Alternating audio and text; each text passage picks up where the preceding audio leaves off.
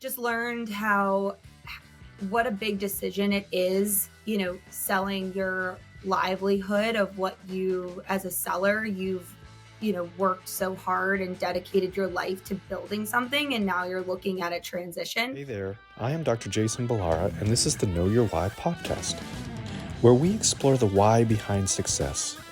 Every week, I meet with real estate investors, veterinary entrepreneurs, mindset coaches, authors, and fitness professionals to uncover their why and how it drives them on the winding road to success. What is your why? Hi everyone, I'm Jason Balara, and this is the Know Your Why podcast. Today I'm here with Kayla Donovan. She's the founder and partner of Evo Transition Partners. She had years of working with practice owners through Zoetis and Royal Canin, which for those of you who are not in the veterinary field or veterinary businesses, Kayla, the business development team for veterinary corporate operating group in the Northeast. And she's essentially, we're here today to sort of talk about, the M&A space in veterinary medicine, your experience there, but maybe overall in general. So Kayla, I just want to say thank you. Thanks for taking the time out this morning to come and talk and kind of share your story. I'm excited to connect again. Yeah, thanks for having me. I'm super honored and excited to be a part of this today and tell you a little bit about my background and what I'm doing, and hopefully can inspire some others, whether it's they're deciding to be in a transition period or maybe just for their own careers trying to decide whether they want to take the leap and start their own business. I hope I can provide some inspiration and some insight to all of that. So I'm super excited to be here today. Yeah, absolutely. I think that will be very interesting to people. So let's just talk about, tell us about your background, kind of your start, and then what brought you through to Evo Transition Partners. Yeah, absolutely. Well, thank you. I think you did obviously a wonderful job giving me a great introduction there. So, definitely sums up, the high level of what my background is and what I do, but to kind of dive into the details a little bit more. So I actually went to school to become a veterinarian, large animal equine vet specifically. I love horses and all animals, but super passionate about horses. That's actually my first love and my outside of work passion that I have now. I have my own horse. I compete him. And just, it's been a great journey. He was a young horse, and I've kind of brought him out to be a competitive competition horse throughout the past 3 years. So that's always been a huge passion of mine. So ever since I was 4 years old, that was always the goal, was to become an equine vet. And I went to college and started working alongside the vet that worked at my school, and quickly decided that that wasn't the direction that I wanted to go. I have so much respect for the equine veterinarians, and I think it's a great profession. But for me, I didn't think that it was going to be a great fit. So I just, kind of had to pivot last minute. I was in like my late junior year, about to become a senior, when I decided that wasn't going to be the area I wanted to go in. So I was actually at a career fair, and there was a rep from Purina who came to speak, and I just kind of opened my eyes to other opportunities to have influence and still be in the vet space and help the animals and the people, caring for them, on a different level. So I was like, let me try to go into pharma. So, upon graduating, I got a job right away at Zoetis. I started out in customer service, entry level, and worked my way up. Zoetis was an incredible company to work for. I was there for about 4 or 5 years, and I worked my way up from customer service into a field support role, worked my way up into inside sales, and then found myself in a corporate account specialty role there in inside sales, kind of piloting and leading the team. It was a new segment that they were getting into. And, I was one of the first people to join that team. Learned a lot, made a lot of great connections, and I really enjoyed working in that area of the business. And then I found myself being recruited for a role as a territory manager for the Philadelphia area. I live in Philadelphia. I'm originally from New Jersey, but I live here now. And I was recruited to be a veterinary district manager for Royal Canin on the vet nutrition side. So I was going into veterinary practices and speaking about the value of nutrition and, selling the Royal Canin veterinary diets. And also learned a lot. I think what kind of got me to pivot from Zoetis to Royal Canin was just the fact that Zoetis was kind of all I knew. That was where I started my career. And I just wanted to broaden my knowledge to a different company and a different area of veterinary medicine. So, and, I've always been passionate about nutrition as well. So I went over there, worked there for a couple years, and then kind of came to a point in my life where I wanted to do something different, but I had no idea what I wanted to do. And I was then recruited by a corporate operating group who was was private equity backed and was buying veterinary practices all within the Northeast. They were a small startup. When I joined, they only had, I think, maybe 3 or 4 veterinary practices, and I became part of their business development, corporate development team, and very quickly, learned all about this space of mergers and acquisitions, acquiring veterinary practices, more about the veterinary market, and just what buyers look for in the whole process of selling a practice, and just learned how what a big decision it is, selling your livelihood of what you, as a seller, you've, worked so hard and dedicated your life to building something. And now you're looking at a transition. So recognizing the emotional piece there, as well as, this is your livelihood, right? Like this, for most people, this was their retirement. It was the next huge step in their lives. And I had worked with, being on the buy side, I worked with tons of different brokers and advisors in the space, and some absolutely did a better job than others, but realized that there was a need for maybe a little bit more of a sophisticated, more of a, you know, investment banker approach, where it was very, very sophisticated, but for geared more toward these lower middle market companies, which is kind of where veterinary practices fall into. And I also think from an emotional side, like everyone looks at this as more of just a very transactional process, right? Which I think is very important, but I think it's very important also to recognize the emotional side of it, which, I kind of alluded to, a few moments ago. And, just again, just having a more, sophisticated, organized approach, very hands on, and helping these and most of these sellers just have never, they've never been through something like this before, whether they did buy their practice or maybe they started it from scratch. They've never really been through a transaction like this before. So having that very involved hands-on guidance, someone who's telling you, it's okay, and walking you through it and handling the emotional piece, I think is just as important as the transactional side. And I think that my skill set really was able to shine in that area and really help a lot of people out. So that's kind of what that kind of sparked me to start my own thing. And I always wanted to start my own business. And that just seemed like a perfect segue. So I took the leap, started it on my own. My brother was actually helping me originally, because I'm not an analyst. I'm not an investment banker. I will, say that through and through. I'm definitely more of an M&A process expert, I would say.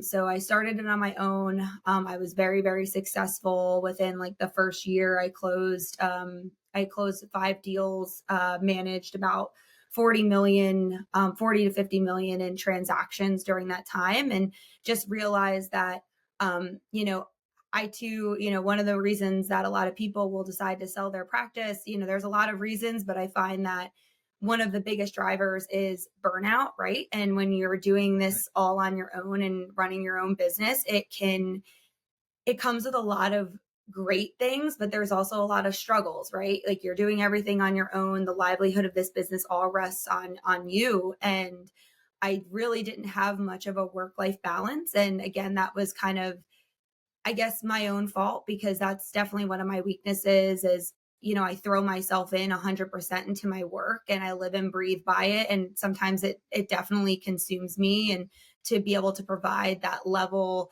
of service that I had promised to my clients, I just realized that in order for me to have a healthy life and be able to, still have time for my husband and my family and my horse and everything else, my friends and my family, everything else I had going on, I needed some help, right? So I had decided to bring on two partner. I decided to bring on two partners who I've known for years, very, very close with them, very close family friends. And they had believed in me and believed in what I was doing, and also provided an additional level of expertise that, I certainly thought that could just, if only just benefit my clients even more. So decided to partner, and that's kind of how Evo was born.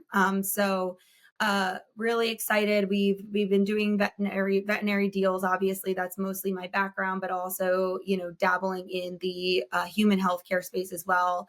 I've done transactions in the clinical research site space, also dermatology. Right now, I actually have a human cardiology practice that I'm bringing to market currently. So yeah, that's kind of the long story about how I got to where I'm at now. But so far so good. It's been an adventure. It's been a learning experience. I've certainly learned a lot, and had a lot of ups and downs with being a business owner and taking the risks, and and learning throughout the process. So yeah, that's kind of the story of how I went from wanting to be a veterinarian to, I always joke, if anybody asked me 10 years ago that I ever thought I'd be doing something like this, I would have told you that you were absolutely crazy. But yeah, here Yeah. I am. So it's crazy that life can take you on all these journeys, but I think it's so important to be open-minded, because you never know where you're going to find yourself. And I'm very, very happy with my decision. So yeah, that's kind Yeah. of my background and my journey. No, it's great. To give me a little bit of frame reference of timing of it. So when did you when did you start Evo? Like what, I guess kind of how in terms of just years, like when did those things happen?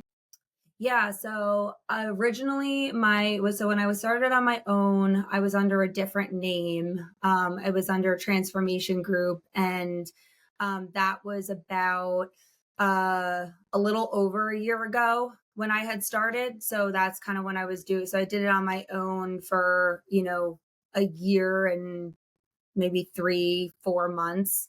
And then that's when I decided that I was gonna pivot. And I kind of came to a point where it was just beginning to get so much, and I loved what I love what I do, but it just wasn't sustainable to continue to do things the way I was doing them. So I came to this point where I was like, maybe this isn't for me. Maybe I go in a different direction. I don't want to give this up. I certainly have been successful, and I'm certainly happy with the work that I'm doing, but I needed help. I needed something to change. So in January, so just this January, January 2024 was when Evo was when I brought on my partners and Evo was born. So been under Okay. Evo for about what 5 months now, 4 or 5 months now. So that's kind of the time frame of how this all kind of came about. Well, you have, I mean, your background in sort of the veterinary world is interesting. As a rep, people who don't know, like generally you would be traveling around, going to different practices, as I think you mentioned, sort of building those relationships and stuff like that. And then when you transition to kind of the M&A piece, and now you're helping these same, I don't know if there's the same exact veterinarians, but same group of people, work through those transactions that you mentioned. There's a lot of emotion involved with, and I think there's probably a big generational component to it. So I like realistically, I think most veterinarians from probably my generation before that, they when they started a practice, or they were had any ownership in a practice, they thought that they would just sell it at retirement. Like that was the just kind of keep going, keep working until you're ready to retire and either close the doors or sell it. And so I don't think there's a lot of planning in terms of exit strategies in the Hmm. veterinary world. And I'm curious what your experience was with that, sort of people that were at that point and you were involved in these transactions. What was your take on kind of, I don't know, people's preparation for that?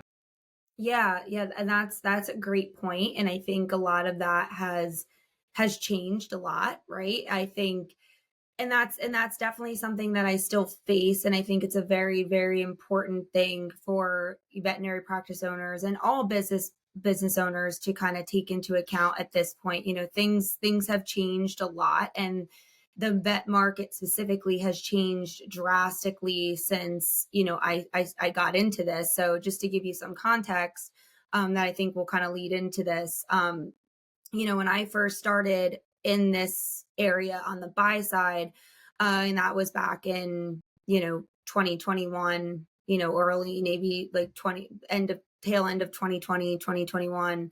The vet market just completely boomed because as far as transaction and consolidation, I think, and mainly, and I'm talking more about the private equity piece of it, right?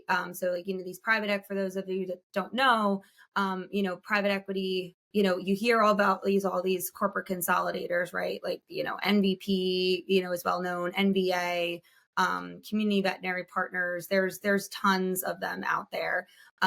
More and more have come to the game at this point. And I think, private equity groups are, and obviously, all about this being on the side that you're on now, but, they're looking for markets to invest in. And I think, you know, COVID was really a huge factor in that because I think, these private equity groups had looked and, looking into different markets to invest in. And, during COVID, they're looking at businesses that were able to still stay profitable and, were thriving even during that tough time. And, what did everybody do during lockdown, during COVID? They went and got pets. Right. Yeah. So, and I think, more and more research is proving, and also like the generational thing, I'm a perfect example of that. I'm 32, I'm married, but I do not have any kids. My animals are my kids. And when it comes to, figuring out what I want to spend my money on, there's no limit to what I will find a way to pay for things for my pets, right? Like they're my children. They're a priority for me. I think there was some statistic that came out that showed, during COVID, what people were, willing not to compromise on. And the two highest things were toilet paper and their pets. So, I think as an investor, people saw, as investors, people saw that, these businesses are just going to continue to be more profitable. Even, they're kind of recession proof businesses, right? So even though, people aren't wanting to spend money and there's a lot of areas where people, are cutting back, the pet industry was still growing. The veterinary industry was still growing and people were just getting more animals and the demand just kept growing. So, ideally they looked at these and be like, well, this is great. We can come in and, operationally just help these practices grow and give them what they need, whether it be from an HR perspective, offering better benefits, to their employees, helping from a recruiting standpoint to help recruit veterinarians, which is a whole other topic. Helping them with costs, having more buying power, right? So, a lot of these groups have contracts with Zoetis and Royal Canin and IDEX, Antech, all the big players out there. So they were able to get, their materials and, cost of goods for cheaper, which is just going to help with the bottom line. So, I think a lot of groups looked at that and was like, this is perfect. We could add a lot of value here. We could just help these grow and, we got nothing to worry about. It's a great investment. And that kind of leads me to my next next segment of this, or the next piece of this, is that, initially, and kind of what affected the market is, the multiples. And for those of you that don't know, how a practice is valuated, especially in the private equity world, they find out what, you have your revenue and then you find what your EBITDA is, which is your earnings before interest, taxes, depreciation, amortization. And it's more of on an adjustment basis. Like there might be some synergies there that will adjust for or just some adjustments that you might make to compensation, owner compensation, real estate, things like that, to find out what your true EBITDA is. And then they put a multiple on that EBITDA to get you to your valuation, right? So historically for a veterinary practice, multiples maybe looked like 3, 4, maybe 5 times at like the highest for like a really big successful practice. And, during that wild market time, we were seeing multiples of 8, 9, 10 times plus. I mean, and even for these smaller practices where it maybe was, 1 or 2 doctors, that were really successful, you were still seeing the higher end of, 7, 8, 9 times for even those small practices. So people were willing to invest in play because the market was also just so competitive. Like everyone was just trying to buy up as many vet hospitals as they possibly could to enhance their platforms. And it was wild. And they really just they weren't scrutinizing anything. It was just, let's just be competitive and buy as many practices as we can. And then all of a sudden that kind of came to a screeching halt when all these groups were buying these practices. And all of a sudden, they were buying these 1, 2 doctor practices and essentially they were overpaying for them and realizing, it's not really necessarily the operational piece, but the recruiting piece, right? So the best way to organically grow a veterinary practice is by adding more providers, right? Or adding more, services and things like that. Now, I don't think a lot of these groups realized how serious this veterinarian shortage is that we're having right now, where there's just not a lot of vets out there and it's very, very hard to recruit them. And, they overpaid for all these practices. And now we're seeing where these doctors were, and maybe they had the doctor, you had to commit to at least being on for a year, right? To help with the transition and get things up and running. And then we were going to recruit more veterinarians so you could exit and retire. And now all these doctors were starting to retire and exit and go on to their next venture, whether it was retirement or maybe they wanted to do something else with their lives. And now they had overpaid for a practice that they weren't able to recruit for. And now they have a practice that has no doctors and isn't generating any revenue. So that kind of brought it to a screeching halt and has changed the market, changed the multiples, and also changed the structures of the deals significantly. Where, as a couple of years ago, you were looking at a lot of the offers that were going around were all cash offers. So, we're going to buy your practice for 8 million, you get 8 million at close. Maybe they held back, or maybe that doctor, that selling doctor maybe rolled a portion of their purchase price into equity in the parent company, so when the private equity group would exit and there was any transition there, they would be able to, they had the opportunity to cash out on their equity and make a significant amount of money there, as well as, what they got for selling their practice. Now I think a lot of groups, had to pivot and safeguard and, protect their investment a little bit more. So they were putting parameters in place of having a very, very structured deal. So maybe only, 30, 40%, maybe even less of the deal, depending on how many providers were there, based on, or geography where the hospital was, they would only give, 20, 30, 40% of the cash at close. And the rest would either be put in equity, rolled into equity, or maybe in an earnout structure, right? Where the practice had to grow a certain amount over a period of time for them to be able to earn out the rest of their purchase price. So I think a lot of that was to just more like, protect their investment. And that's still going on to this day. I think it's very, very rare that you're going to find an all cash offer in the vet space currently. And with that comes with, a lot more clause in, teeth in keeping that seller on board, depending on how productive they are. Like if they're a doctor and they're a main producer in their practice, they're going to want them to be committed to staying on for 5+ years. Right. And a lot of that is going to be contingent. They're going to have to work out that 5 years before they're going to be able to get, the true, the complete value for their practice.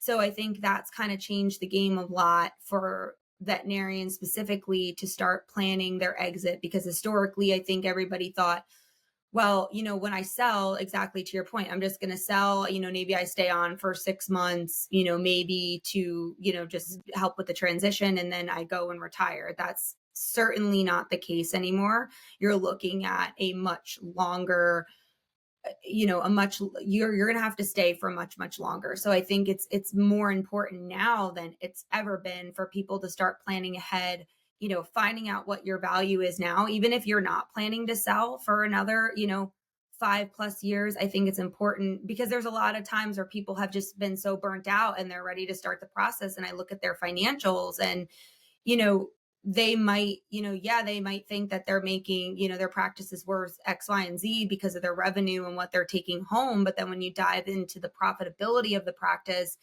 a lot of times it's not what they thought. And, maybe it's they have to, turn around and put the pedal to the metal and figure some things out operationally to increase their profitability over the next year or two before they can even go to market. And then plus, if you're factoring in that time where you have to stay on board, to truly to get, all the value, and to make sure that the transition is worth it for you, it's a much longer term process. So, gone are the days where you can just, at least in a corporate sale, where you're dealing with private equity, it's a little bit different, doctor to doctor sale, but then you're also looking at, a significant difference in value and what you're getting for the practice and the multiple. But, if you want that private equity valuation, you're going to have to commit to it, for a much longer term. So, I think keeping that in mind, and yeah, I think a lot of people still don't really realize that. So, I think the sooner, there's never really too soon to at least figure out where you are and what needs to go, as you start planning for your future. Like, it's never too soon to just really figure out, and then set goals for yourself, whether it is you want to sell this year, next year, or in 10 years. I think it's important to see where you stand and start planning ahead, to just give yourself enough time to be able to reach your goals and get what you want from the outcome. Yeah, it's an interesting sort of intersection because people in the business world talk about targeting mom and pop industries, properties, whatever if you're talking about real estate, it's like, oh, can we get the mom and pop, apartment building that they haven't raised rents in 10 years, and that way I can go in and create value and all of that. And even when you're buying businesses, it's like, let's look at mom and pop businesses where you can go in and install technologies and systems and like increase. I don't know that there's a more mom and pop industry than the veterinary world. Like it's in like by design. I mean, there's so much pushback. It's getting better, but there's always been so much pushback against being owned by a corporation or and then interestingly, like this time when everything exploded, and then suddenly everybody's selling to take advantage of those multiples, and now there's all of these, a lot of the practices are now at least in some way corporately owned or private equity owned, but it's there's still that, like, it's almost like they don't fit together. Like the private equity groups, the corporations, they're good at business, but a lot of them are not veterinary. They don't have like necessarily a veterinary background. There are more and more Hmm. branches of those coming out, but they don't necessarily know how a veterinary practice works. And to your point, they don't realize that the staffing is the most important piece of it. Like you need to Hmm. have you need to have doctors and you need to have technicians to generate revenue. Like it's not a pet store. Like things have to Right. happen. And so it's an interesting thing to kind of watch. I haven't tried to sell practice or buy practice or anything like that, but I've been in practices that were bought, and I've had friends that sold their practices, just kind of seeing what happens. And it's as you said, like it seems like the private equity groups realized, hey, maybe maybe we got too, sort of overzealous here in terms of buying these and buying them at the multiples that they're at. And it's, which to me is, from the veterinary world, you're 100% like, people need to look at the business side of their practice. They need to look at an exit strategy well in advance. The only way to me, like the only way to combat, if you don't want everything to be owned by a corporation or private equity, you got to get better at running your own business. You've just, Yeah. like, there's no, you can't have one way or the other, because you're just going to get left behind and be in that, super burnt out state, and where you just have to sell it or close the doors because you can't do it anymore. So people Right. have to really look at the business side of what they're doing. If you want to own a practice, if you don't want to own a practice, just work for someone, that's fine. But if you're going to own a practice, it is a business, and you've got to treat it as such. And I think that just doesn't happen, traditionally hasn't happened very often. Traditionally, Right. the veterinary community wants to be the place where people go and it's like, get their pets taken care of, and we just want to do good things and stuff like that, and that's great. But you have to recognize, like, you're still doing a good thing, even though you have to charge to keep your business open. Like, Right. it's and I think that's where the um it's a I'm really interested to see what's going to happen over the next Yeah. 10 years in the industry, Yeah. because there is a huge shortage. There's a huge shortage and as you said, in COVID, everybody got a pet. The number of pets in the US doubled, basically, during the Hmm. pandemic. And so, but the number of vets and technicians went down because people were Right. leaving the industry. And so people outside of the veterinary world don't understand that. And but what that does is it almost forces people to treat it more like a business. You've got Right. to actually, like, you've got to charge for your services. You've got to make the best of the time that you're there. And so it's I love hearing your perspective on this and what you've seen. I think that the interesting thing will be to see what happens, kind of going forward. I've heard some people say that there's a lot less interest in practice ownership in the like younger generations of veterinarians. I'm not sure that I know that to be true, but I believe it. Hmm. I believe that people are recognizing that it truly is a business, and if you want to be successful, you've got to run it as such. You can't just it can't just be, sort of the place where people go and hang out. It's really got to be a business. What do you think about, like, if you were working with someone and they were going, considering selling their practice, what are some things that you would tell them to increase the value, and what they can get for it when they do try to sell? And obviously, your point about thinking about it far in advance is huge piece of that. But, like, are there specific things that you think um, these private equity groups or the corporations are looking for? Yeah, no, and that's a great question. And there's definitely a lot of to unpack there as well. But just to kind of chime into a couple of things that you're saying, I think you're right about everything. And also just to kind of chime in on, you have to run it like a business. And I understand, and this is, and I don't want this to come out the wrong way, but I think traditionally, a lot of people would agree with me. A lot of these veterinary practice owners, they're incredible veterinarians and they're incredible what they do, but traditionally they haven't been the best business people. And that's for that reason, right? They're not in it.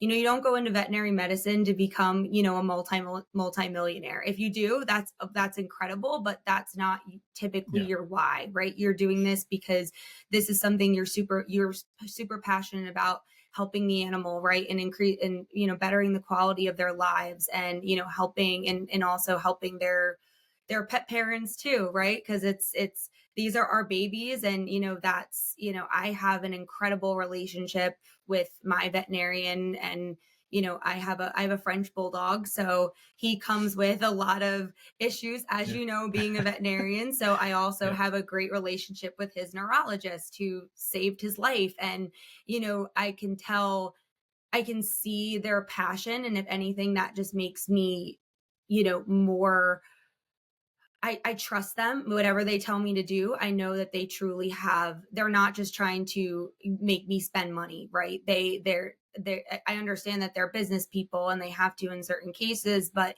do certain things for certain reasons. But I know that they're doing this because they have truly what's within best interest for my animal. And that's what's most important to me. Um, so, and also to your point about a lot of, this younger generation not wanting to become business owners, I think, there's some truth in that. And again, I don't want this to come out, the wrong way either, but I think I can kind of speak to it because I've been in that situation, right? I think most of these veterinarians coming out of vet school are women, and we, whether we have different aspirations, right? Like, obviously I'm a very career driven woman, but I would like to have a family one day, and I would love to have kids and raise my kids and do other things other than just be a business owner. And coming from somebody who did it on your own, it can become very, very hard to, it's very, very challenging. And I commend, all the other people, women, men, or family people that are in this situation that are having to juggle, owning a business and also, managing your family, right? And when you go and work for somebody else, there's a ton of benefits that come with that. And then you can go home and shut it down and you don't have to worry about, your bills getting paid, or, you know, your staff leaving and not being able to keep the doors open. You can go home and just enjoy your time with your family. And, I think there's a lot of value in that, which people recognize. And to that level too, I think there's a lot of new solutions that have recently come out as well, and a lot of great partners out there where there's, a lot of these buyers have also just changed their whole mechanism of buying, right? Like they're not looking for a full buyout. They're looking for partner doctors that they want Right. to partner with. And so you still have that ownership in your practice, but now you have a partner who can help you out a little bit in those areas that, maybe you don't want to be stressed about. So Mhm. I think also this big shift has changed a lot of things in that aspect as well. Like there's a lot of corporate, PE backed buyers who are looking for partner doctors to open a practice with.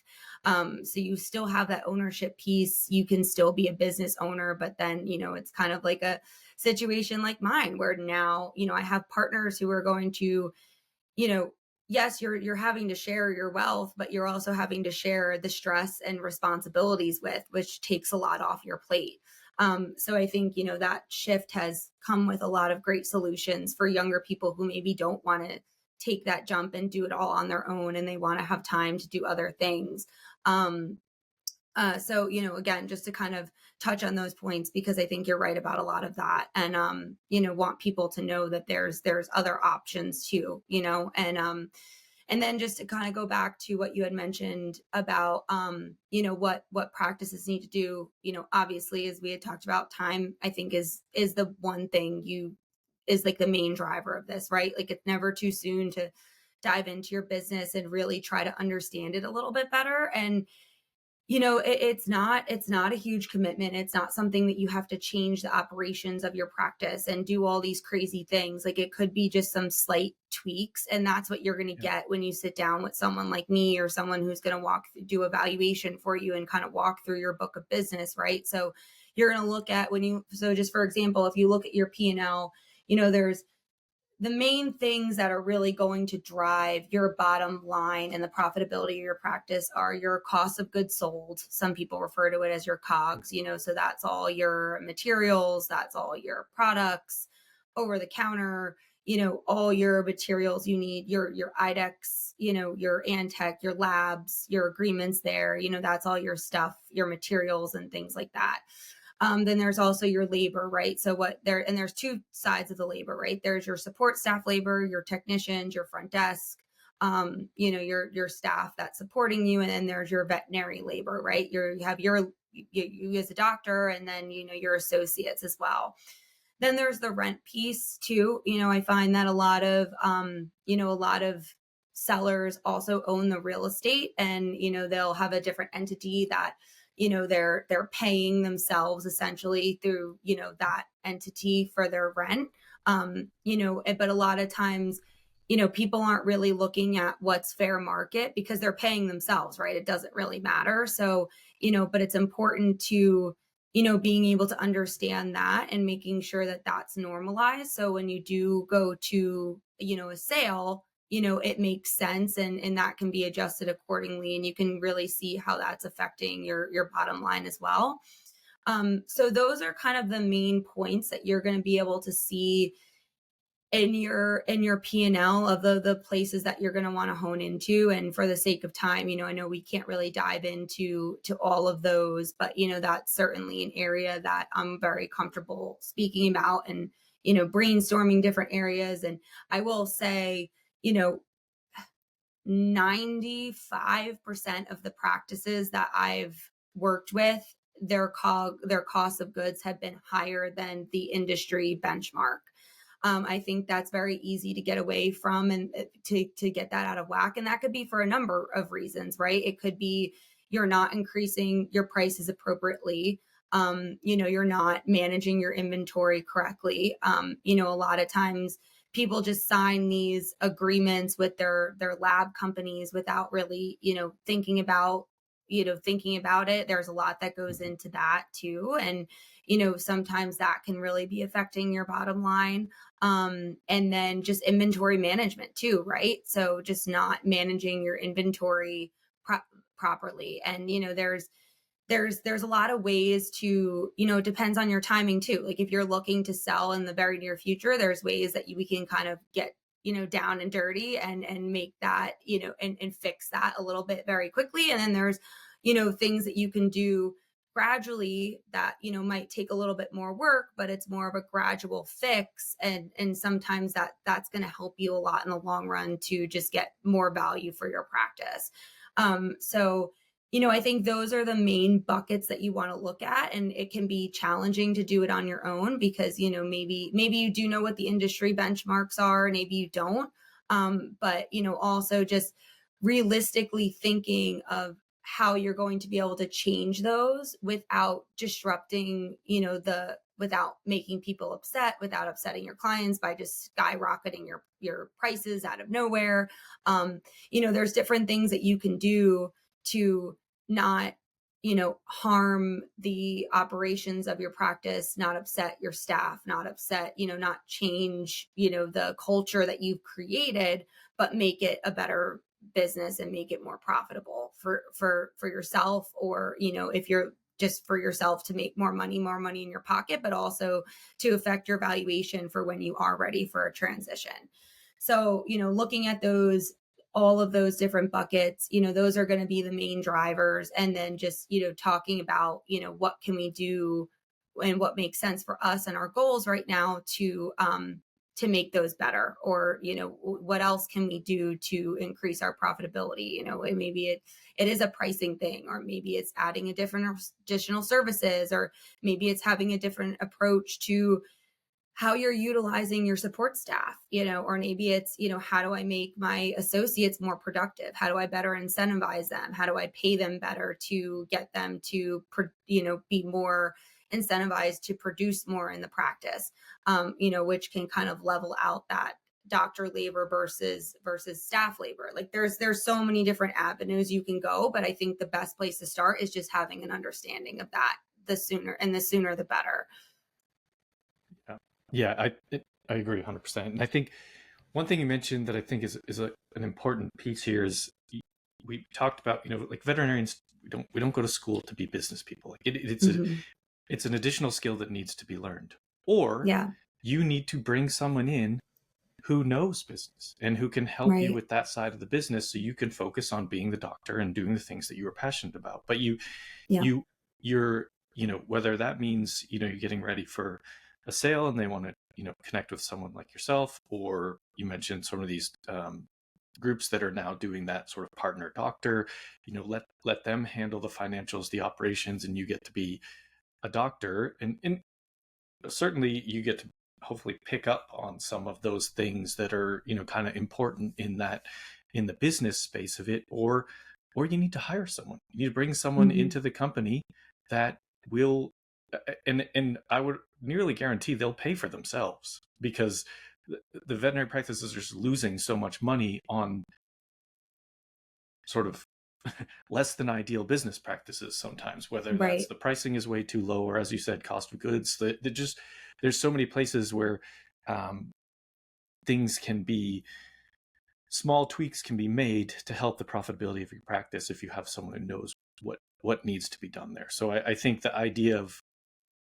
you know, partnering, whether that is in the form of an ownership group or someone like yourself or someone that you hire, getting someone who has that knowledge and can complement your skills as a doctor, and now you can have, a profitable business that practices good medicine, which is really what, what should ultimately, in my opinion, that should be the goal of every, not just veterinary practice, every medical practice. That's kind of what you're looking for, is a profitable practice that's doing good medicine, and ultimately, I think that's a key for success.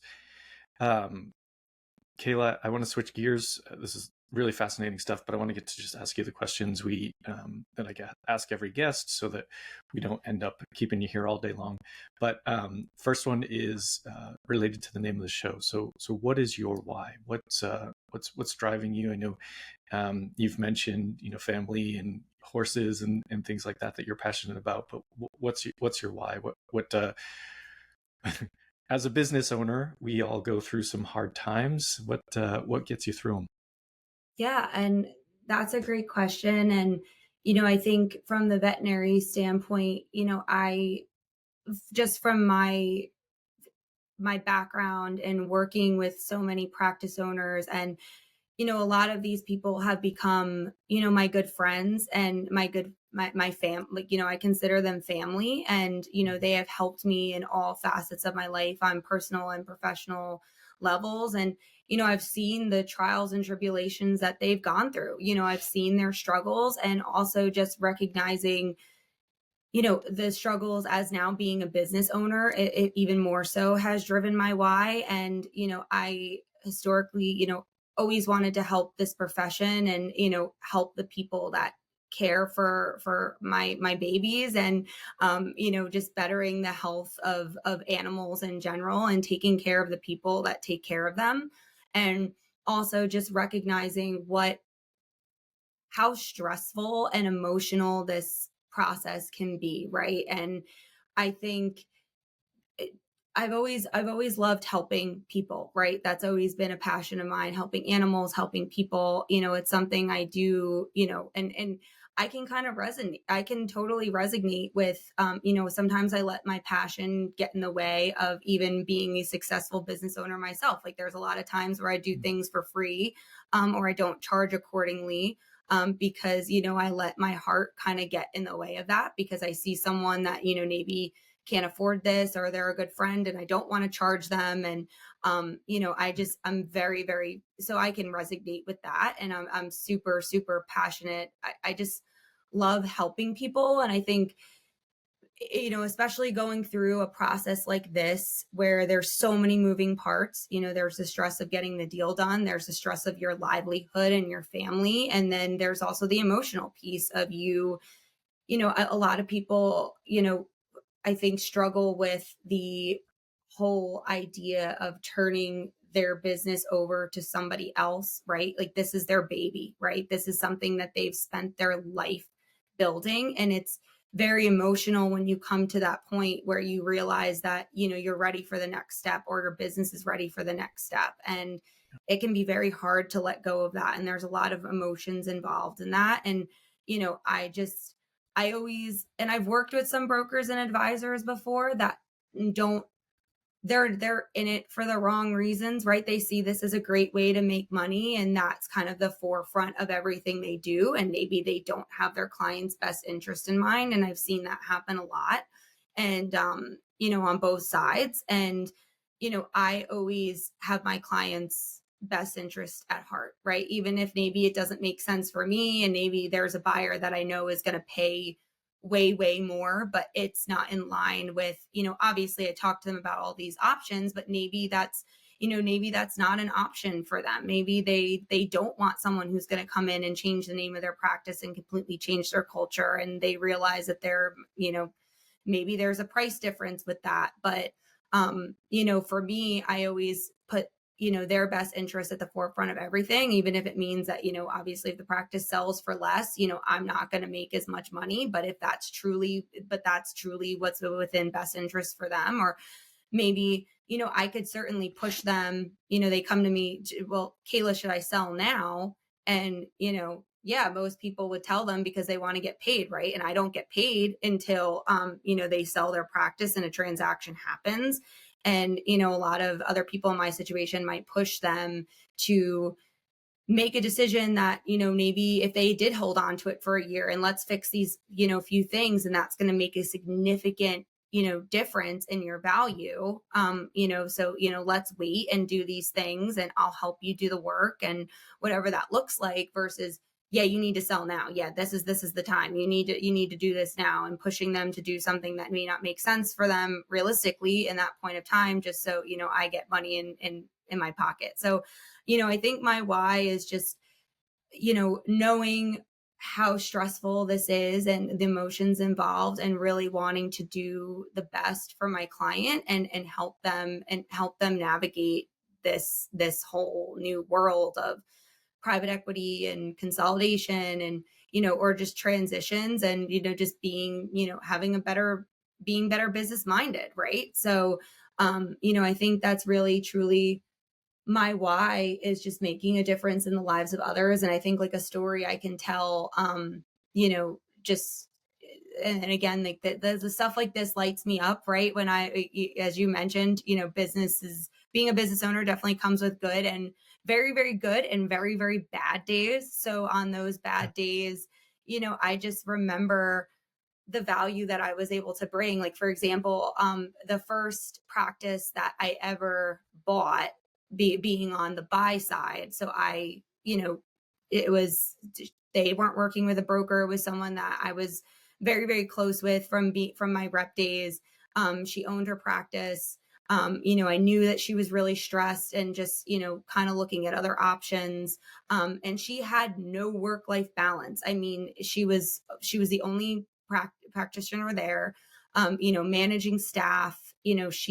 She also is a fellow horse lover, and she hadn't ridden in, I I mean, I could go back and look at my messages, but years. She hadn't been around horses in years. She just didn't have time, right? Because she was the only practice, and to keep the doors open, she had to be in there and practice and do what she needed to do. And we ended up purchasing her practice, and it definitely wasn't an easy ride. There was a lot of struggles there, and I think she was dealing with a lot of the emotions too of giving up her baby. And unfortunately, there's a lot of pros and cons to selling, whether it's to another doctor or a corporation. There's things that you have to compromise on, but you have to kind of weigh out what's most important to you. And I think at first maybe she didn't really see, she was maybe a little, I mean, her valuation was amazing, but I think just the journey of it and what, just the things that she had to compromise on, it didn't, she was like, well, what, maybe this was a bad idea. Maybe I shouldn't have done this. But now, 3 years later, she actually just bought her own horse. And she's, now she's still practicing, but, as an associate vet. And she now has time to go visit her son at college. And she now has this amazing, beautiful horse, and she's able to reach her riding goals. And she's never been happier. And, I talked to her, and she's like, this was the best decision I, ever made. And I'm just so happy that you helped me with this. And, you got me through this, because now I'm able to achieve, my next level of dreams that I thought would never be possible for me. So, every time I'm having a bad day, I just think about that story. I talk to her. I'm like, I need some motivation today. Like, tell me about how was your lesson today with your horse? How's your horse doing? And, she she sends me pictures, we talk all the time. I went to go out and meet her horse, and she sends me videos of her riding, and it just lights me up that I was the reason, a part of that reason why she was able to do those things. So long-winded answer, that's my why. That's why I do this. And that's what gets me up out of bed every day. And that's what gets me through the hard days. Yeah, that's amazing. I mean, at the root of it all is just helping people, and it's a really difficult time, right? Like you said, she was no work-life balance and just essentially needed to get out because she was sort of trapped in that hamster wheel, I guess, and you helped her navigate that. So I think that's certainly a very, And the very time, yeah, welcome and the source. timing worked out for her too, because if, we always talk about this, if she didn't do it when she did and she waited until now, I wouldn't be able to sell her practice, just because the market has changed so much Yeah, and so many things have changed, and she would certainly not be in the situation that she's in today. So, timing is everything too. But I yeah, think, that truly lights me up just to see how happy she is and how much of what I've done has made a difference in her life and helped her, and it really helped her, realize and get back into what drives her and what lights her up and makes her happy, so she can, live out her dreams again. It's just incredible to see. yeah. That's amazing. Kayla, when people hear this and they want to reach out to you, what's the best way? Yeah, so you can feel free to visit my website. It's www.evotransitionpartners.com. You're welcome to email me. My email is very long, so I apologize. It's Kayla.Donovan@evotransitionpartners.com. So if you can't remember that, I'm sure they could get in touch with you, or, feel free to provide my information here so it's easy to Yeah, access. And then you can call, text me. If you're local to Philadelphia, I'm happy to meet up with you in person. I do make the trip out to visit clients in person. My client I have currently is all the way out in California, made the trip out to meet with them in person. And then my cell phone number is 732-642-6321. That's my personal phone. So you can call, text me anytime. We also have like a corporate Evo line, which essentially just goes to my phone, but it's like 1-800-EVO. It's on our website. You're welcome to call that as well. But if maybe you're just, you're worried, you're nervous about this, or this has just sparked some interest, or you just want to have a conversation, I'm never going to push someone to do something that doesn't make sense for them. I'm very easy to talk to. You can be open and candid with me if you just want to start exploring your options. If you wanted to shoot me a text, I'm always here. But that's the best way to. I'm also on LinkedIn. You can write me a letter if you want. Whatever the easiest way to get in touch with me is. But those are the easiest ways to start. okay, perfect. And we'll put that stuff in the show notes. Probably not the letter writing thing. I'm not sure that anybody does that anymore.